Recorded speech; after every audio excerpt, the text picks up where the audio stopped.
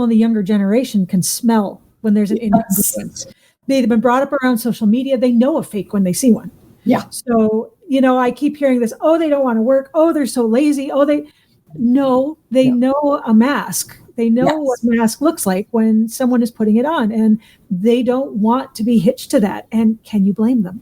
Yeah. I mean, yeah, it's, I worked at a family committee, and we had everything from early 80s to people actually right out of high school. It was a manufacturing plant. So you could have people who were as young as 17, and then we had people who were working into their early 80s. So multiple generations. And we spent a lot of time really working on first the cultural lens of each generation. Because I will think of how I approached work, and my husband will talk about how he approached work, and it is vastly different than how our son, who is intelligent and hardworking, how he approaches it. And yes, that sense of what are you saying here that doesn't make sense? It is a generation that calls it immediately and really does create this tension. Yes, but I don't think it has to be tension. I think it's something that maybe we should have drawn attention to a long time ago. Yeah. So as a Gen X, and I think you're Gen X too, right? I am. Yeah.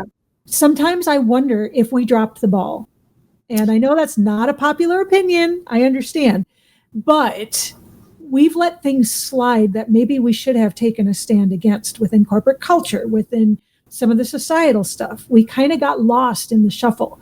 And you see the memes where it's a little bit whiny and a little bit, we're forgotten. Well, but what have we done to be remembered? It's really hitting me, because there's so much uncomfortable truth in that. When I retired earlier and started this third career than I had planned, in the first 6 months or so, I was really, really critical of where I didn't think I had, as much as everyone told me I was a good leader, I know I have a lot of very good leadership strengths. I saw all of my failings very, very clearly at that time. And I think it was either following the bigger culture or what I believed was success and being very unimaginative. I will use that word, that it could look differently. And I went out with some girlfriends, both who I had worked with, and I was telling them how I was feeling and just processing where I felt I could have been better.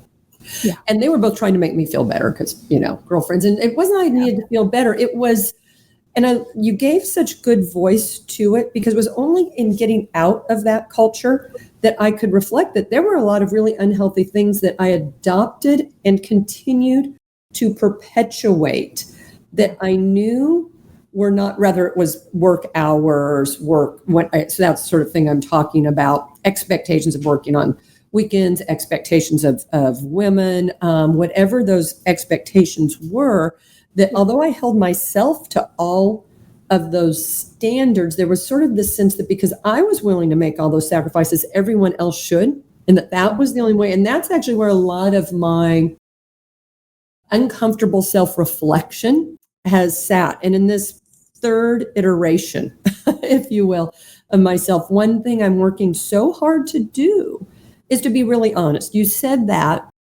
and I thought, yes, that's exactly what I was saying to my friends. And it's hard, for as many kudos as I had from large teams. I was this great leader. I see all my failings too, and where I could have moved the culture to be even better and done more, particularly to help women with children, and this sense of, you'll appreciate this, perfectionism, right? It gets to my TED talk a little bit. It's obviously a theme in my life of the really dark shadow that holding ourselves up, women particularly, into a perfectionist standard can do. And then because we do it to ourselves, doing it to others. Absolutely. And that was exactly it. I was doing it to myself, and because I was enduring it and finding success, because that's the other thing that's interesting. You will get succeeded. You will get rewarded for things that aren't always healthy. I believe it's possible to succeed and still have those choices be more thoughtful. I really, really do. And there's a lot of really good work that proves that, but it's hard. Yeah. It takes a lot of courage. It is. It takes a lot of courage, and it does take a lot of self-reflection.